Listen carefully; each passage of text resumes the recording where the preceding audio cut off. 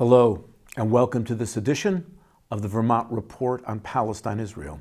I'm Mark Hage. It's Monday, May 19th, 2025, and according to Gaza's health ministry, since October 7th, 2023, Israeli occupation forces have killed 53,486 Palestinians. They have injured, wounded, or maimed, many seriously, 121,398 people. An estimated 14,000 Palestinians are reported missing. On March 2nd, the government of Israel cut off all food, water, and medicine to the Gaza Strip, setting in motion a catastrophic famine. 1 in 5 Palestinians now, nearly 500,000 people, are facing starvation. Many of them are children. Half of Gaza's population are children. According to Doctors Without Borders, in a report released May 13th, quote, in just a year and a half, acute malnutrition in Gaza has reached levels comparable to those seen in countries facing protracted humanitarian crises spanning several decades. The root cause? The siege imposed by Israeli authorities. The report went on to say, quote, 1 out of 5 pregnant and breastfeeding women and nearly 1 out of 4 children screened were either acutely malnourished or at high risk of developing acute malnutrition. We're going to open our program tonight with 2 speeches calling for an end to Israel's deliberate program of starvation in Gaza. They were delivered recently on the floor of the U.S. Senate. First by Vermont Senator Bernie Sanders. His speech was given on May 8th, and the second by Vermont Senator Peter Welch, which was delivered on May 14th. Here now is Senator Sanders, followed by Senator Welch. This war has killed or injured more than 170,000 people in Gaza. It has cost American taxpayers well over $20 billion in the last year. And right now, as we speak, thousands of children are starving to death. And the U.S. president is actively encouraging the ethnic cleansing of over 2 million people. Now, given that reality, one might think that there would be a vigorous discussion right here in the Senate. Do we really want to spend billions of taxpayer dollars starving children in Gaza? A real vigorous debate. I want to hear why that is a good use. We have people sleeping out on the streets of America 2 blocks from the nation's capital. You tell me why spending billions of dollars to support Netanyahu's war and starving children is a good idea. I'd love to hear it. Many of my colleagues will privately express their horror at Netanyahu's war crimes, but will do or say very little publicly about it.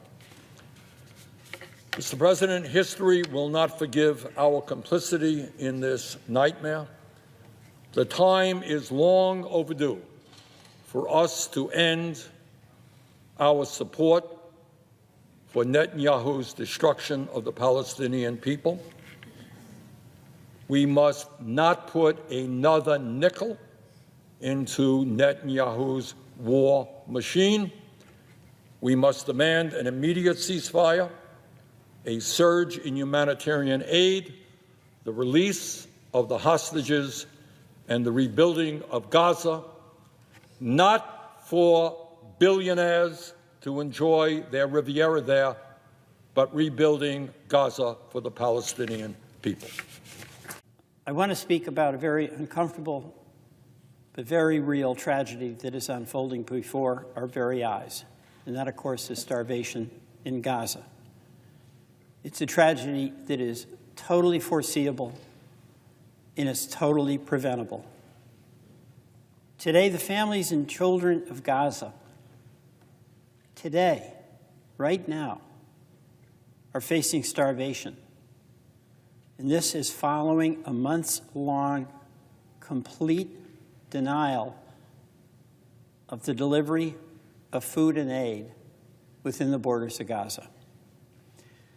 For more than 2 months, Israeli forces have stopped thousands of tons of food and water and medicine and formula and shelter and other humanitarian aid from reaching Gaza.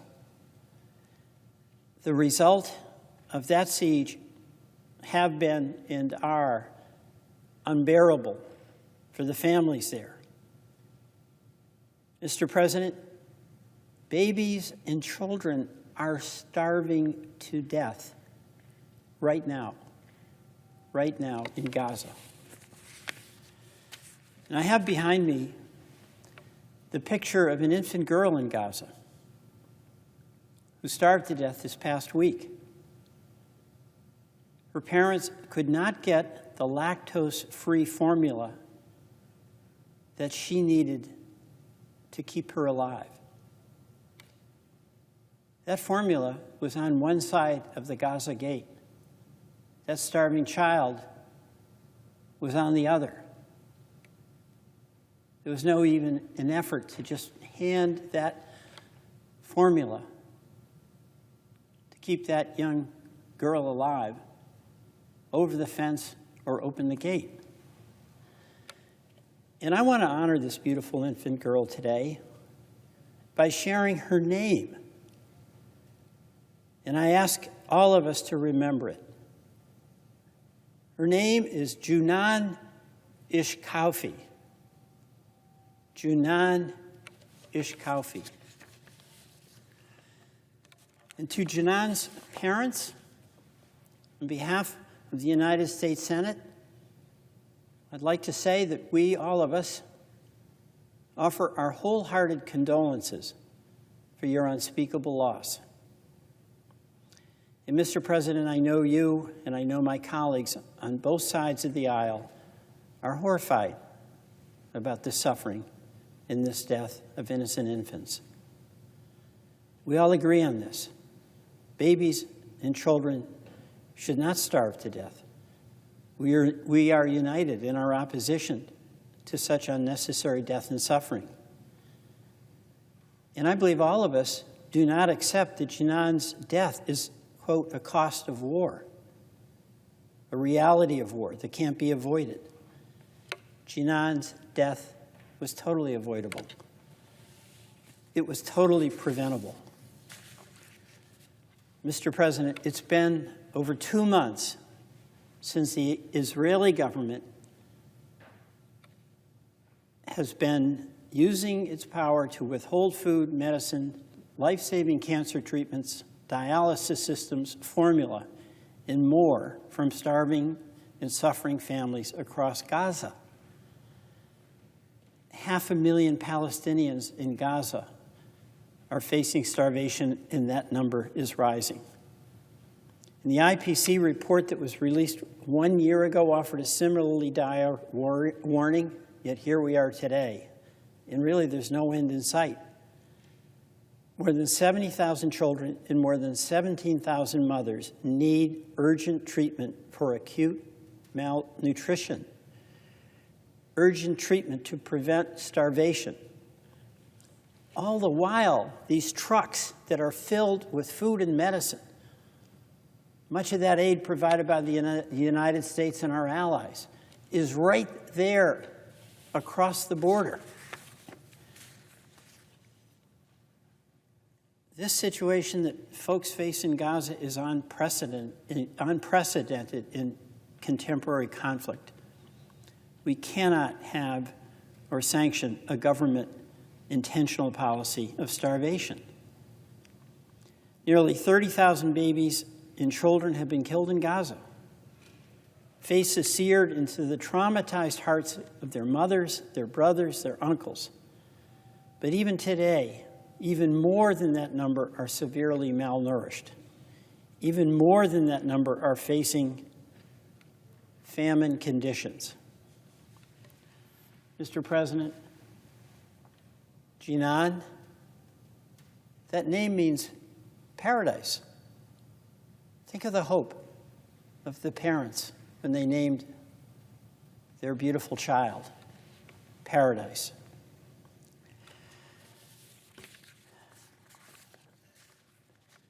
Mr. President, it's up to all of us to do all we can to make this the last picture of a baby boy or girl who starves to death in Gaza. And today I'm offering a resolution with my colleagues that makes a simple point.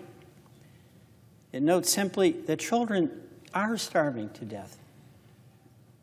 They're starving to death as we are here comfortably debating what we think are important issues. And it must be the effort of all of us to do all we can to bring this siege and this war to an immediate end. The balance of our program will be dedicated to airing part 2 of Anthony Lowenstein's brilliant documentary, The Palestinian Laboratory. In The Palestine Laboratory, Lowenstein investigates how surveillance and military technology that is researched and developed in Israel is then marketed and sold to countries around the world. He discovers, for example, how the latest Israeli technology is being used to monitor refugees and migrants in Greece and along the United States-Mexican border. He travels to India as well to find out how a thriving arms trade between that country and Israel is fostering close links between the two nations and intensifying repression of non-Hindus. India is the largest purchaser of Israeli weaponry. He ends the report in South Africa, where he uncovers a hidden aspect of that country's history that goes back decades, which saw a secret relationship between the apartheid-era government and Israel that was centered on arms trade and shared values. What he reveals is a picture of how the technology of occupation developed on Palestinians is also used to subjugate unwanted people and surveil political dissidents, human rights defenders, and journalists all over the world. Here now is part 2 of Anthony Lowenstein's The Palestine Laboratory. In the first episode, we looked at how Israel's arms and surveillance industry uses its occupation of Palestine as a laboratory to test products it then sells around the world. In this episode, I'm visiting some of those customers to see what exactly gets exported. Is it just weapons and technology, or something more profound?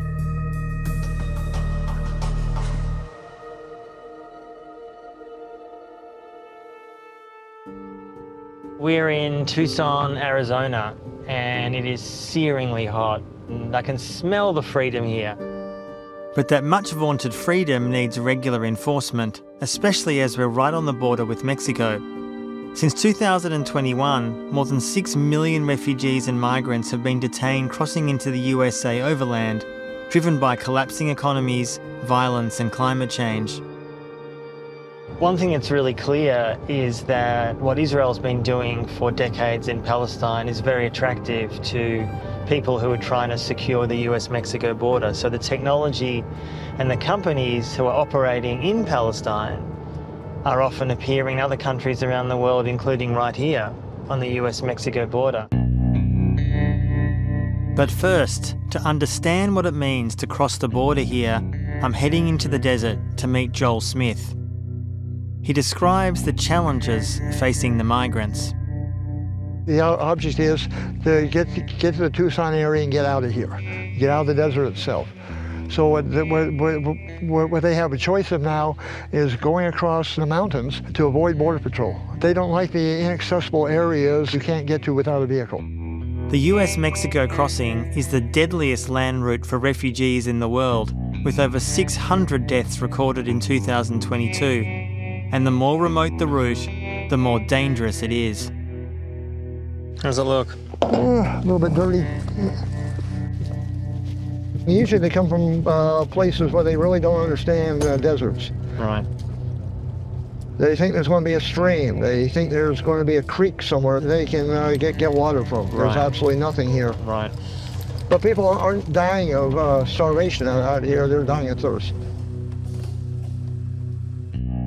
And what forces people to take these precarious routes, of course, is the famous wall along the border with Mexico.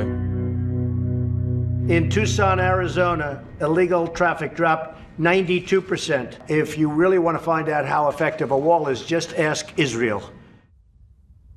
This section predates President Trump, but under his first administration, Israeli firm Elta was paid $500,000 to come up with prototypes for his dream of a coast-to-coast wall. What we see here is the physical fence. We don't see huge amounts of surveillance technology, but we know it's here. There are various parts of this border which use Israeli-made Elbit surveillance towers. And now we're going to look for those surveillance towers, and we're going to speak to one of the world's experts about it. Todd Miller is a journalist who's been studying the US-Mexico border for over 15 years. He's taking me to see one of the 55 Israeli Elbit surveillance towers dotted across this landscape. They're actually working together, yes. And that's why they call this the virtual wall. Right. These towers are equipped with night vision cameras that could see at least 7.5 miles away. Regular cameras, thermal energy cameras, and a ground sweeping radar system that supposedly has a 13-mile radius. Probably we're standing on underground motion sensors, so if you are walking and you step on one, it sends off a beeping sound in like the command and control center where they're watching the video feeds. Then they're able to zoom in, like say they see somebody walking on the hill. Or us. Or us. Or us standing They might there. be zooming in right on us at this very moment. Exactly. On one visit here, a Border Patrol agent boasted to him that just seeing the towers on the hill forced migrants to take more remote routes. And then he said, well, then we go to what is a choke point, and we intercept the people when they come through the choke point. There's a correlation between people dying and these towers that work in tandem with the actual border wall. I'm with the San Diego Sheriff's Department. I'm the Homeland Security Director for the state of Alabama. American law enforcement has been turning to Israel for training and equipment since 9/11. What is happening this evening is a compelling chapter in the war on terror. Tonight's meeting is the culmination of a week in which top American law enforcement officials traveled to Israel to meet their counterparts. And that relationship has boosted sales of Israel's so-called Homeland Security technology. The Arizona police are among many US forces using the services of Israeli company Celebrite. This allows them to extract all the data from mobiles in their possession without a password. And the border has been patrolled by a Hermes 450 drone, also made by Elbit Systems. This is the promo created in the bid for the tower's contract.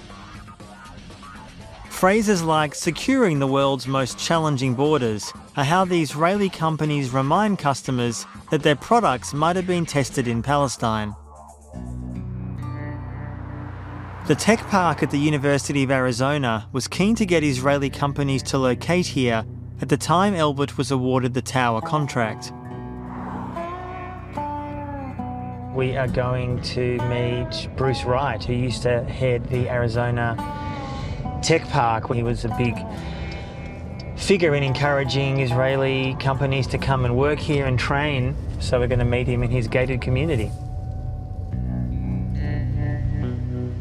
Good to meet you. Welcome to Tucson. Elbit is a Israeli-based company, but they created a U.S. subsidiary, and they wanted to demonstrate this technology along the U.S.-Mexico border. We jumped on that opportunity because of our knowledge and understanding of Israel and what was happening with that technology in Israel. They were, in some ways, very far ahead of the United States in trying to use technology to manage their problems, whether they be, terrorism or border crossings or whatever it might be. National border security is often challenged by difficult topographic conditions and vast areas of interest. Since Elbit secured the $200 million Arizona deal, the fixed towers have made it into the current TorchX Borders promo. Elbit Systems has the technology, know-how, and real-world operational experience. TorchX is also used by the Israeli army on the border with Gaza. And coastal protection solutions. This is Amy Juan and the co-op farm in the Tohono O'odham Nation. As far as the eye can see. So yeah, we're a pretty special farm. Because their land crosses the US-Mexico border, they have the surveillance towers across their territory. It's a loss of privacy, it's a loss of freedom, and if anything, it's not just them keeping an eye on movement across the border, it's them keeping an eye on us. what Border Patrol presence has done was basically make everybody suspect. To go from a people and a place that have basically been left alone for centuries to being an occupied, militarized community, it is very traumatizing. What's been so clear being here in Arizona is that there is not just a direct connection between what's happening in Palestine and here on the US-Mexico border, in a physical sense, but also an ideological sense. The perception in the US, in some parts, is that Israel has been successful in managing, pushing back Palestinians, and the same thing can be done here. To push people, migrants, in more and more extreme ways, which inevitably leads to more deaths. Mexico is our next destination, so we're heading to the border town of Nogales, which is a major crossing point. We're in the line to cross from the US to Mexico, and we have to turn the camera off, and you can't take guns either, just to keep the authorities happy. Here we are, Mexico City! So loud! This incredible country of 130 million people is renowned for its culture, food and music. But it's almost as well known for its ongoing battles with drug cartels. 430,000 people have been killed since the start of this drug war nearly 2 decades ago. This roundabout in the centre of Mexico City is dedicated to some of the estimated 60,000 people who have been disappeared, often with the collusion of law enforcement. In 2014, there were 43 students who disappeared. 10 years on, there's been no justice, no accountability. It's a huge scandal here. And remarkably, there's actually a real deep connection to Israeli spyware. Eduardo Ibanez has been a regular at this protest encampment for the last 10 years. Que estos estudiantes estaban haciendo una colecta de autobuses para venir aquí a México a una protesta que le llamamos el 2 de octubre. Y bueno, de repente empezaron a recibir una violencia que no se entendía, en donde eran baleados, donde eran perseguidos. 3 were killed and the remaining 43 were taken into custody by local police. They have not been seen since. Various investigations have revealed the involvement of the army, but failed to locate the bodies of the missing.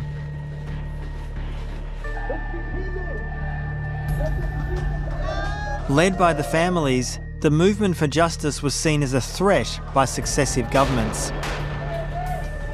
And the Israeli spyware Pegasus was deployed on them.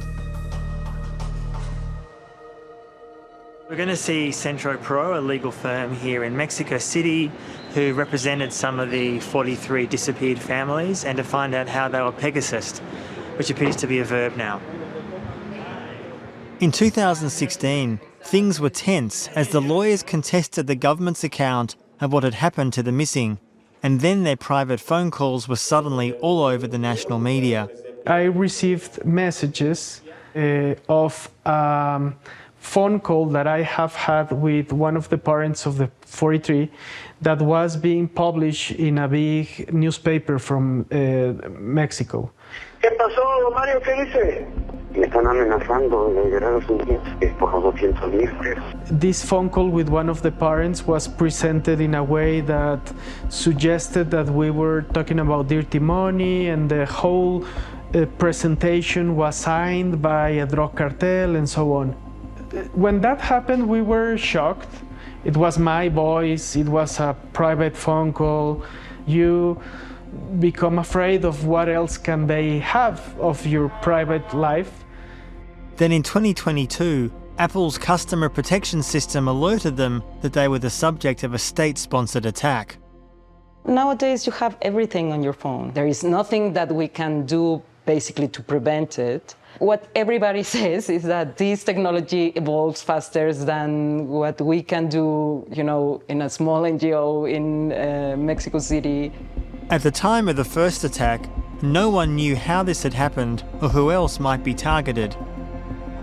Until this man helped identify the spyware. Hi.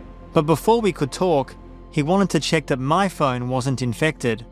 It will not only compromise you, but everyone who has contacted you. So it's surveillance that goes beyond their main target. What we're going to do is that we are going to see if we can find something. Pegasus can now get into your phone without the user needing to click a link.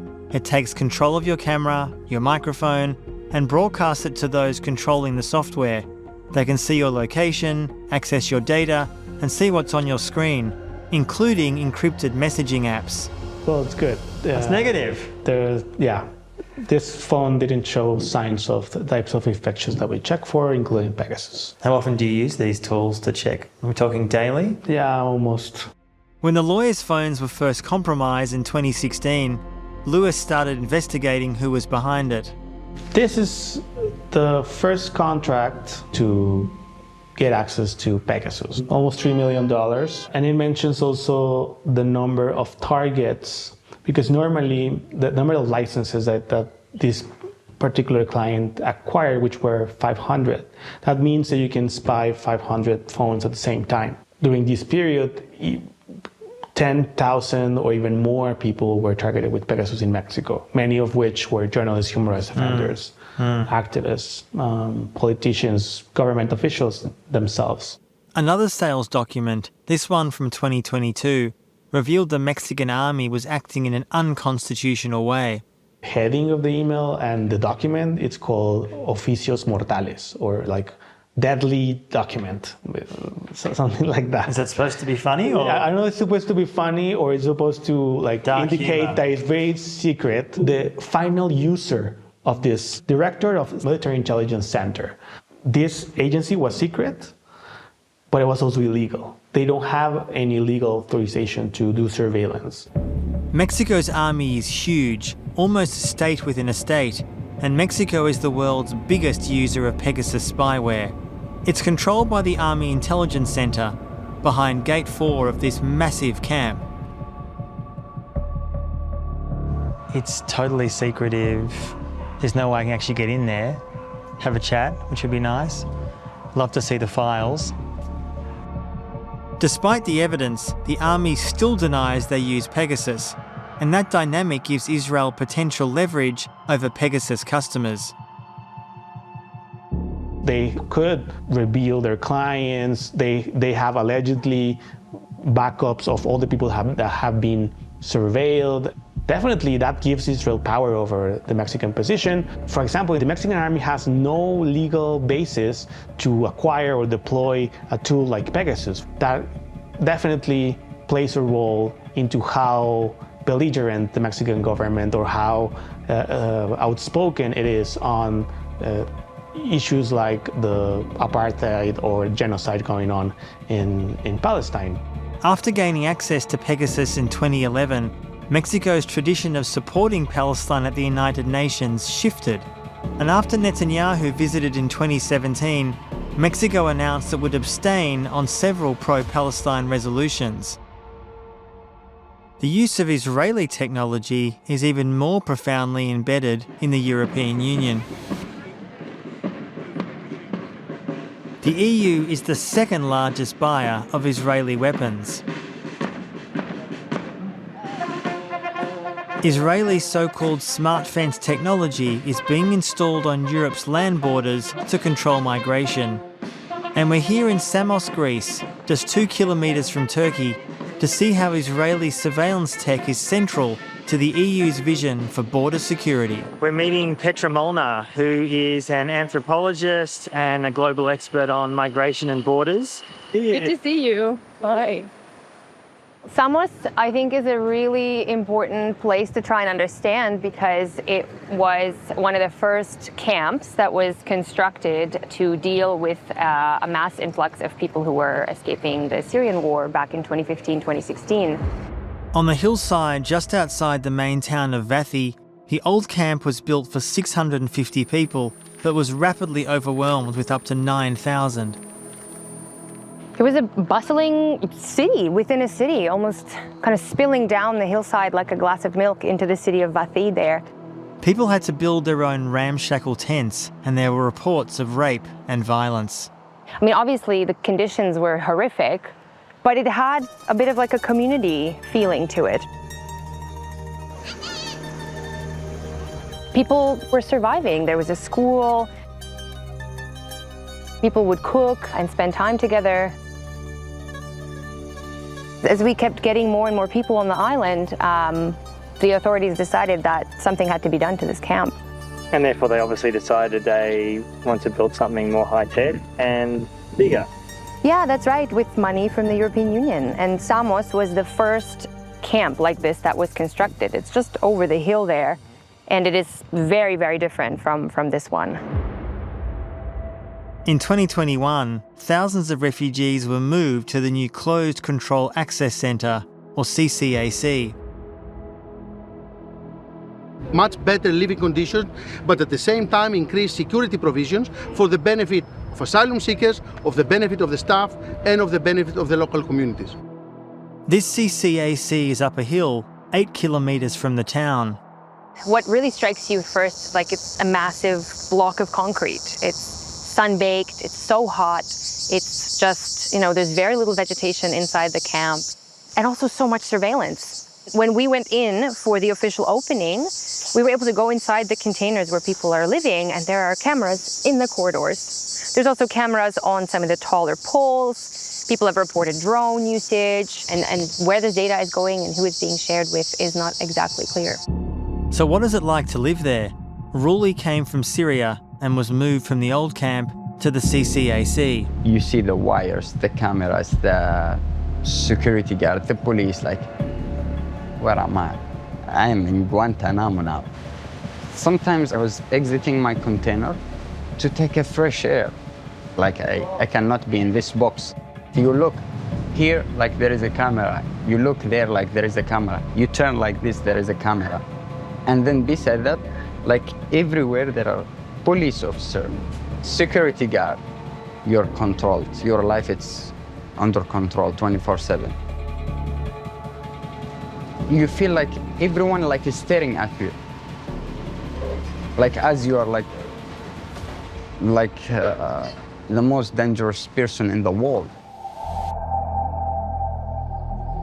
I want to know what all this surveillance is for, so I'm meeting an NGO that provides legal support to asylum seekers. When people are registered in the Closed Control Access Centre, they're required to give their fingerprints multiple times.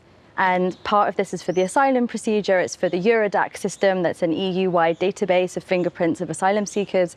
But it's also for Epirion, this biometric AI technology that the CCAC has in place that's 100% funded by the EU. So they have a biometric card, and when they leave the facility and when they come back in, they have to scan the card and scan their fingerprint to be able to enter and exit. When you look at the Ministry of Migration's website, you can see that they report that there's behavioral or motion recognition analytics that is being used in the Centauro system. To our understanding, it's that there's CCTV cameras and drones, which are then live streamed to a control center in Athens. This is known as Centaur and controls the Samos CCAC and 4 other similar camps. At the heart of it is a system supplied by Octopus, an Israeli firm whose customers include the Israeli military. Octopus allows simple management of entire security events from one screen.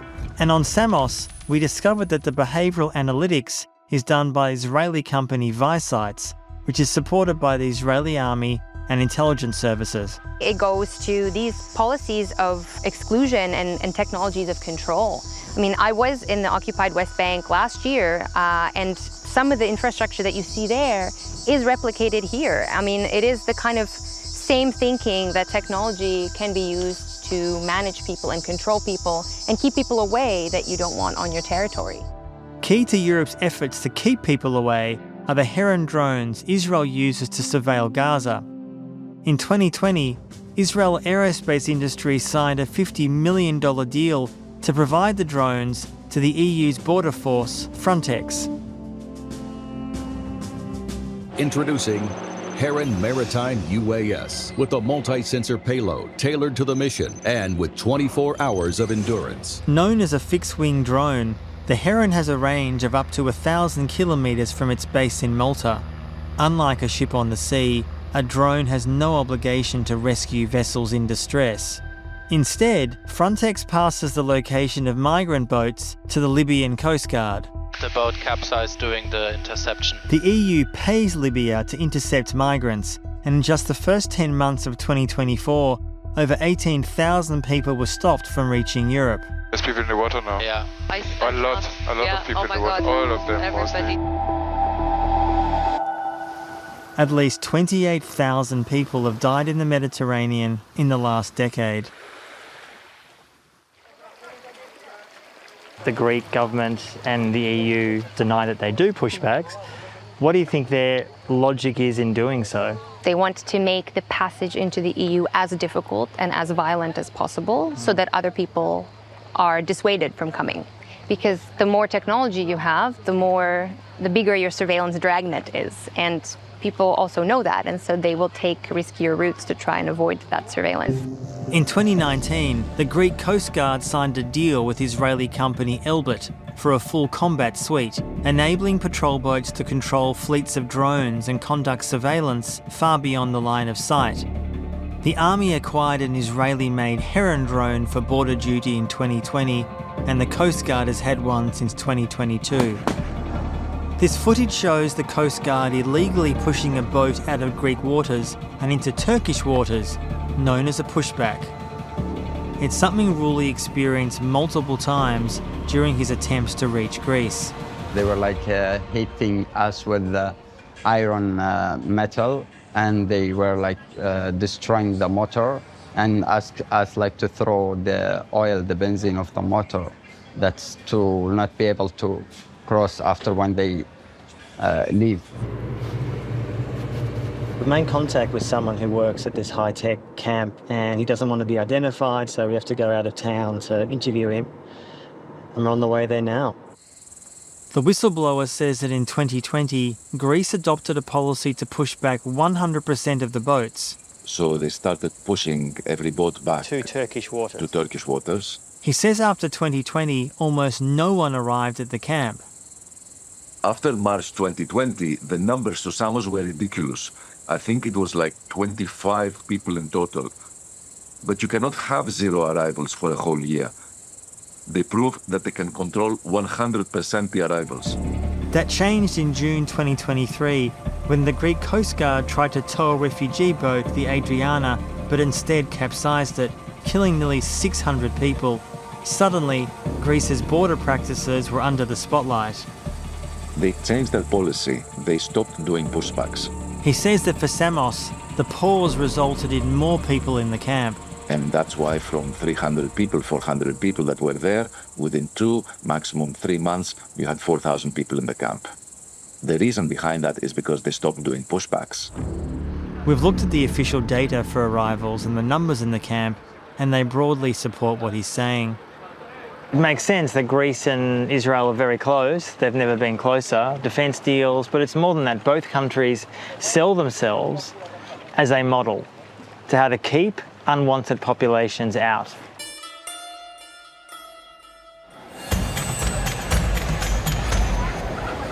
We just arrived in Delhi in India, and it is predictably overwhelming. And we know already that India buys more arms off Israel than anyone else, but actually we've come to discover is a relationship more than that. As India overtakes China as the world's most populous country, the government is keen to increase its high technology manufacturing, and this has led to deep ties with Israel. We're on our way to meet some farmers in Punjab state, not that far from Delhi, and the reason we want to do this is that we've discovered that they have been attacked early this year by drones, and there's a connection with how Israel treats Palestinians, so we want to go and speak to them and understand what happened. This was the response of the authorities to Sikh farmers peacefully protesting at the removal of price protections for their crops. 6 months later, they're still camped out on the motorway in protest. Pushpinder Singh remembers how the police used a tactic new to India, dropping tear gas from drones. यहाँ पर drone bombing कर रहे थे और बच्चों से लेकर बूढ़ों तक सब ने देखा है, यहाँ तक कि एम्बुलेंस पर भी ड्रोन बम्बिंग हुई है। एम्बुलेंस पर मेरी आंखों के सामने बम्बिंग हुई है और पूरी तरह ऐसे हुआ जैसे दुश्मन देश के साथ होता है, जैसे हम किसी और दुश्मन देश के लोग हों, ऐसे हमारे साथ व्यवहार किया गया।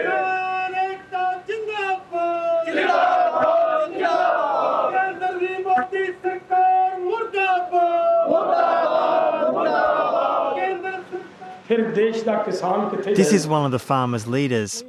He shows me the empty canisters, some of which they said had come from the drone. ये हमले हमारे लोग हमारे ऊपर ड्रोन के माध्यम से बहुत सारे हुए। ड्रोन ऐसे करता रहा। Interrupted by the monsoon, we go to their makeshift headquarters. That's the drone. ये ड्रोन dropping tear gas. किसी और दूसरे कंट्री के ऊपर उनकी फोर्सेज के ऊपर वो छोड़ना वो लग पाते हैं। इन्होंने तो अपने देश के किसानों के ऊपर वो चलाया गया है। तो इन्होंने सभी हदें पार की हैं इनका।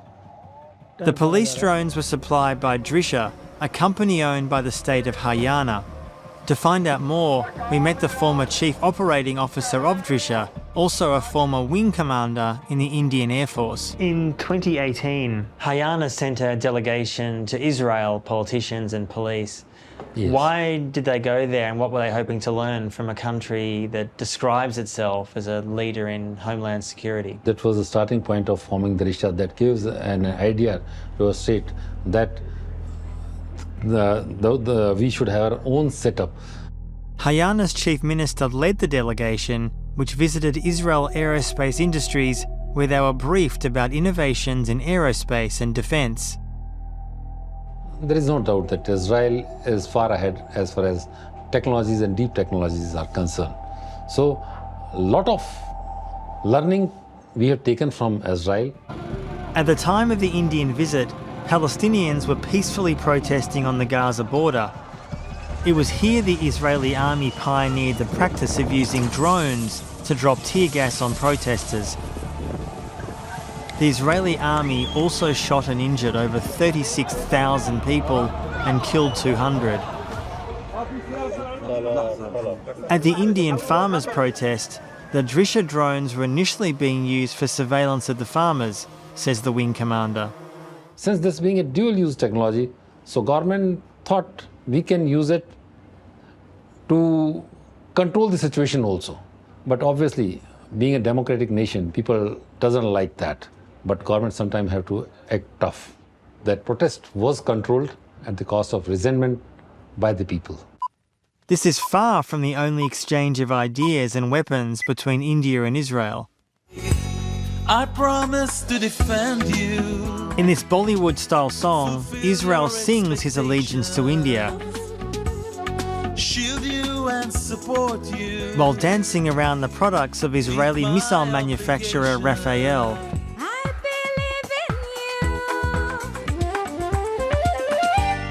To find out how this relationship came about, I'm meeting defence expert Rahul Bedi. Hi, lovely to meet you. How are you? He says things changed when India's previous main weapons supplier, the Soviet Union, collapsed in 1991. Israel sensed an opportunity. India was a very ready and a very hungry customer. India is currently the largest purchaser of Israeli weapons, buying nearly 50% of total exports. But it's more than a customer. Under the Make in India policy, the Adani Group and Israeli company Elbit are making a version of the Hermes 900 drone in Hyderabad. Israel Aerospace Industries has set up a joint venture with Bharat Electronics to maintain the IAI-designed medium-range surface-to-air missiles used across India's armed forces. And India has made its space launch capacity available to Israel. With a surveillance satellite to surveil their borders in Gaza and in the northern territories. They launched another satellite soon after. It was called RISAT, R-I-S-A-T, with the X-ray radar supplied by IAI, Israel Aircraft Industries, which helps India monitor its line of control with Pakistan. I stand with Israel. I stand with Israel. I stand with Israel. I love you, Israel. Tum kisko? After October 7, there was a huge increase in pro-Israel social media posts by right-wing Hindu groups like this. हम Israel को इसलिए समर्थन कर रहे हैं क्योंकि Israel खुद आतंकवाद, इस्लामिक आतंकवाद, रेडिकल इस्लामिक आतंकवाद से प्रताड़ित है. This street-level support enables more establishment Hindu nationalists to go even further, especially around India's disputed territory of Kashmir. You need an Israel-like solution to Kashmir.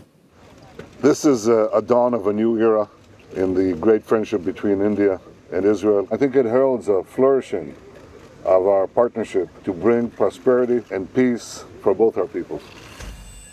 At the offices of the independent news site The Wire are meeting its founding editor.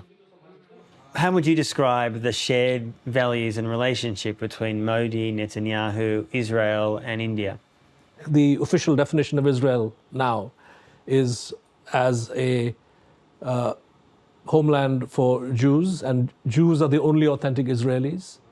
Israel is a Jewish state. Their counterparts in India envision India as a Hindu state, as a Hindu Rashtra, where Hindus are the only authentic Indians. So I think that's very important glue that binds the two governments at this stage.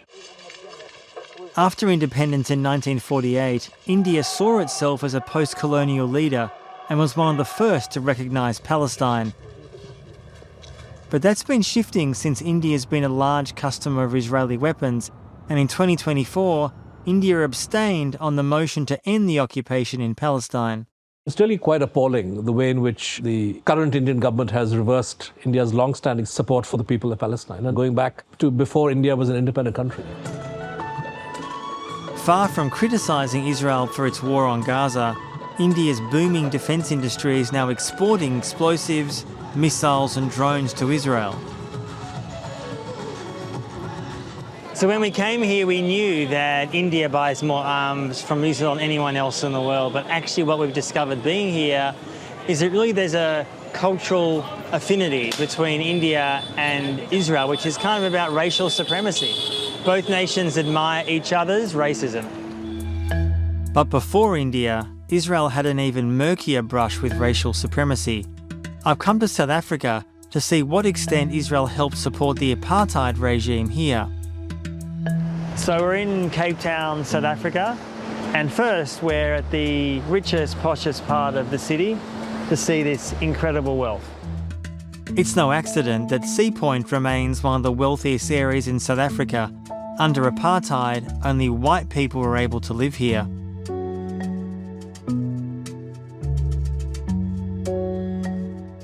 Instituted in 1948, the apartheid policy was a form of racial discrimination that saw whites, coloureds and blacks living under different legal and economic systems. Non-white people were forcibly moved from the city and put into townships, where many still live today. So just on the way to a township on the outskirts of Cape Town, where we're going to see the reality of what apartheid was like. And we're going to meet up with a woman called Henrietta, who was campaigning against it for years. There are townships on either side of this highway, established during apartheid to provide labour for the factories a bit further down. This is the outskirts of Langa, the Black Township. Even now, it's dominated by informal settlements built by people who can't find any other housing.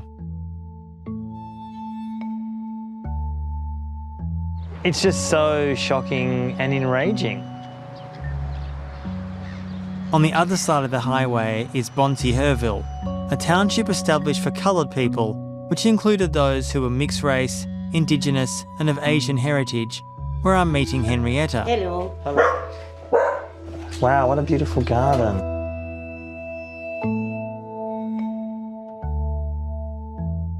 I was born in the apartheid system, so for me it was normal. Net blankes, whites only, Europeans only. It was ingrained in you that this is not for you. These are for white people. And something like a train, you could see the different standard. We would sit on hard wooden benches in the train and they would have cushy seats. How was apartheid enforced exactly? The police and the army during the 80s, they felt that they had to be present. Like they were stationed at our schools. It was nothing for them to march up and down our corridors. Or if they wasn't stationed there, they were doing the rounds on our streets. So they were everywhere. Apartheid was resisted from the beginning, but by the 1980s, the African National Congress and other groups were organising mass protests. Henrietta was one of the activists.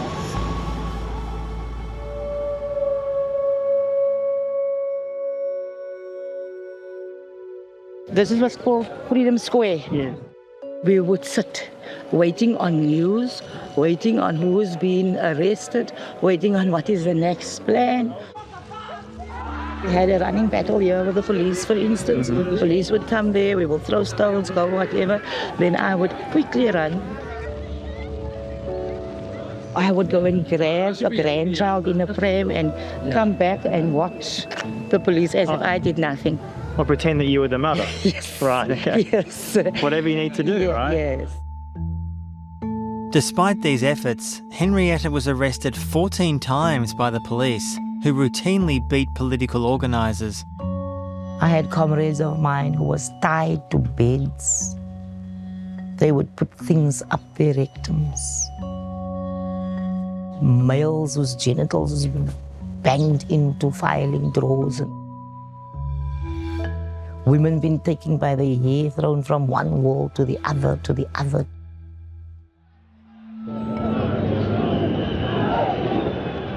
Internationally, there was a growing movement of boycott, divestment and sanctions against apartheid. By the 1980s, South Africa was economically and culturally isolated. Only a few countries, including the UK and US, offered the regime any support. To add to those economic sanctions wouldn't help negotiations. It would only make things worse. But South Africa had another secure partner throughout this period of isolation: Israel. I'm meeting an investigator of economic crimes and human rights violations. We've got a range of documents here that come from different archives that tell different parts of the story, I suppose, of the South African-Israel relationship kind of at the height of apartheid. Okay. This is from 1976. They really need stuff quite desperately, so they've purchased 6 130mm ammunition systems from Israel for 2.7 million rand. Israel in general was a huge supplier of ammunition to the apartheid state. An additional option has been obtained for the purchase of 14,000 white phosphorus shells. From the mid-1970s, South Africa was at war trying to topple the left-wing government of the newly independent Angola. In 1976, South African Prime Minister John Vorster visited Israel amid speculation the countries were working on an arms deal. If you look at the amount of weapons being bought, around $1 billion from the 70s into the 80s by the apartheid state, that's an incredible inflow of money into the Israeli economy just when they need it. And so just from a demand perspective, it's an important relationship. But then, of course, there's the secondary benefit to both states, which is the kind of co-creation of weapons technology. So there's a flow of funds happening, but there's also a flow of expertise that the apartheid state is able to use Israeli tech to build their weapons technology. Israel also supplied equipment used to repress the anti-apartheid movement, including water cannons made by an Israeli kibbutz. But the relationship went deeper than just weapons. This is from Milan to the Chief of General Staff for the Israeli Defense Force. And I think this is the telling line. It is comforting to know that South Africa does not stand alone in facing criticism from the international community. Our respective countries will have to withstand this in all its many manifestations, and we keep up our determination. And this is an example, but you see it in other places, of the South Africans and the Israeli officials writing to each other with that kind of mutual understanding of we're under siege, we're under attack, no one understands us, but you do. These two countries also worked together on the development of their nuclear weapons. South Africa supplied Israel with uranium in the 1960s, and they exchanged technology. Towards the mid to the late 1980s, when South Africa have essentially developed nuclear weapons capacity, we know that there are high-level discussions between the Israelis and the South Africans about missile technology and developing kind of mid to long-range missiles that could carry a nuclear load. South Africa gave up its nuclear weapons along with apartheid in the 1990s, but by then, the army and security services were dependent on Israeli security tech and have remained so in many sectors, including with water cannons. It's perhaps not a surprise then that it's a post-apartheid government that's mounting the most serious challenge to Israel's war in Gaza.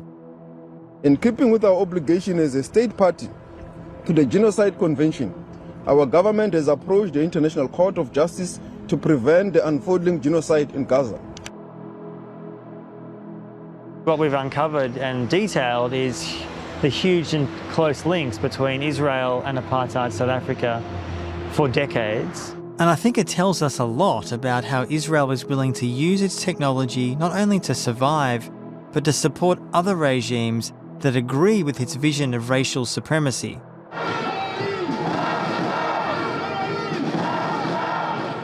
I've come back to Israel to try to understand where this idea comes from. This is one of the regular protests calling on the government to bring the hostages home from Gaza. There are hundreds of thousands of people that way, hundreds of thousands of people that way, a sea of Israeli flags, and there's a stage over there where some family members of hostages are speaking and demanding the government makes a deal with Hamas to free the hostages. I want to hear how people are thinking about the war on Gaza. At the beginning, I was like, I don't care from the other side. Yeah. They brought it on themselves. Yes. But now when we know, when we understand, we want the killing to stop.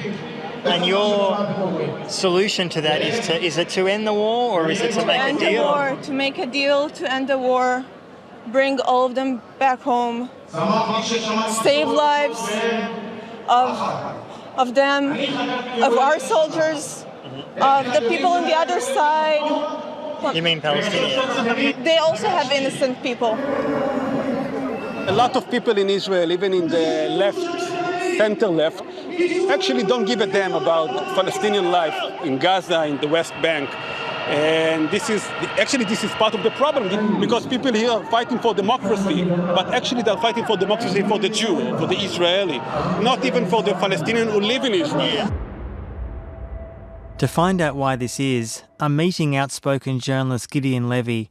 He puts it down to what he calls the Israeli mindset. Most of the Israelis, including the secular ones, if you scratch under the skin, you will see they truly believe that we are the chosen people. And being the chosen people means that we have privileges. It means that nobody can tell us what to do. And it's becoming clear that Israel sees what happened on October the 7th as justification not only to destroy Gaza, but to resettle it. The only way to prevent that from happening again is to return the entire strip to Jewish sovereignty, to be an integral part of the land, which it was always meant to be. That's the only real way to bring peace. No one's really sanctioning Israel for arms or really anything. How does it get away with it? Israel developed a very sophisticated strategy, namely, any criticism about Israel is anti-Semitism. I don't think there is one state in the world who has the same freedom to do whatever it wants, without legal limits, without moral limits, without any international limits. I don't think there is one state in the world that not only ignores endless resolution of the international community, but is also the darling of the West. As always, thank you for watching the program. I'm Mark Hage. We'll see you soon.